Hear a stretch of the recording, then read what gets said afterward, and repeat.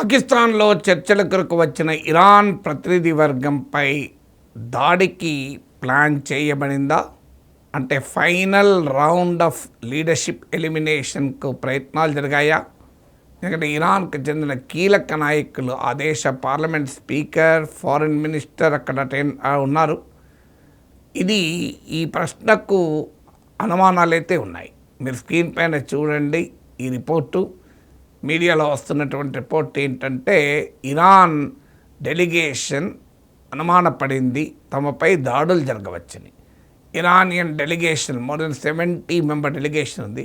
అందులో ఉన్న ఒక ఎక్స్పర్ట్ మీడియాకి ఇచ్చిన లీక్ ఏంటంటే, ఇది అబ్రప్ట్గా ఈ చర్చలు ముగిశాయని.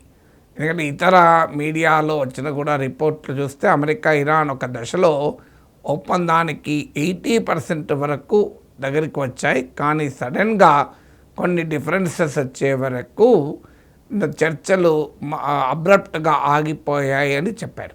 మీకు even vice president JD Vance కూడా we had substantial talks, that is good news అన్నాడు. We could not arrive at a deal, that is bad news అన్నాడు.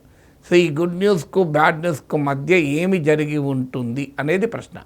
ఇప్పుడు ఈ ఇరానియన్ డెలిగేషన్లో ఒక సభ్యుడు చెప్తున్నది ఏంటంటే, మేము అన్సేఫ్ ఫీల్ అయ్యాం. అంటే పాకిస్తాన్లో ఉండగా మాకు అనుమానాలు వచ్చాయి, మా భద్రత పైన, సెక్యూరిటీ పైన అనుమానాలు వచ్చాయి. అందుకే మేము అబ్రప్ట్గా చర్చలు ముగిశాయి. మేము వేరే రూట్లో, ఆల్టర్నేట్ రూట్లో, వేరే ఎయిర్ క్రాఫ్ట్లో ఇరాన్కు తిరిగి వచ్చాము అని చెప్పారు. ఇదే నిజమైతే ఇదే మేజర్ డిప్లొమాటిక్ క్వశ్చన్. ఇది చర్చలకు పిలిచి అటాక్ చేస్తారా అని.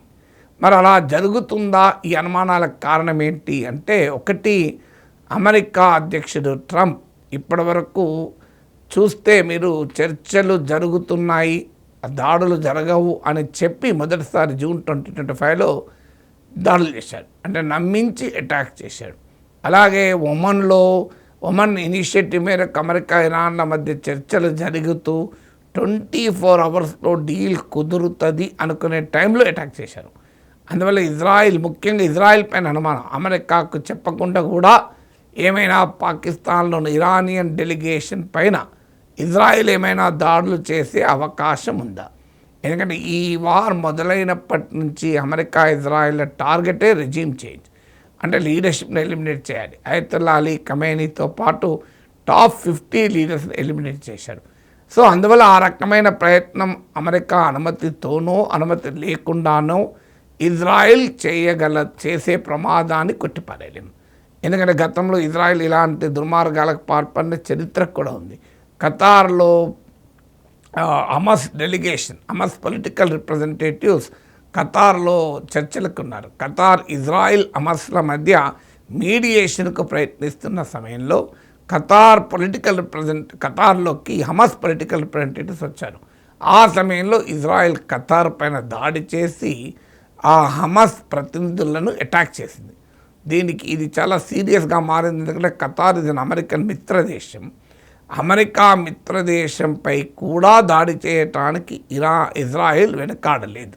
సో అందువల్ల మీకు హమాస్ పొలిటికల్ రిప్రజెంటేటివ్ చర్చలకు వస్తే అటాక్ చేసినప్పుడు, మీరు ఇరానియన్ డెలిగేషన్ చర్చలకు వస్తే ఇజ్రాయిల్ అటాక్ చేయాలని అనుకోదు అని మనం ఎలా చెప్పగలం?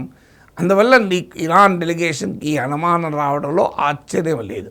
కానీ ఇప్పటి వరకు అమెరికా ఈ వార్తను ధృవీకరించలేదు, పాకిస్తాన్ ఈ వార్తను ధృవీకరించలేదు, ఇరాన్ కూడా అధికారిక ప్రకటనలో లేదు. ఇరానియన్ డెలిగేషన్లోని ఒక మెంబర్ మీడియాకి ఇచ్చిన లీక్లోనే ఉంది.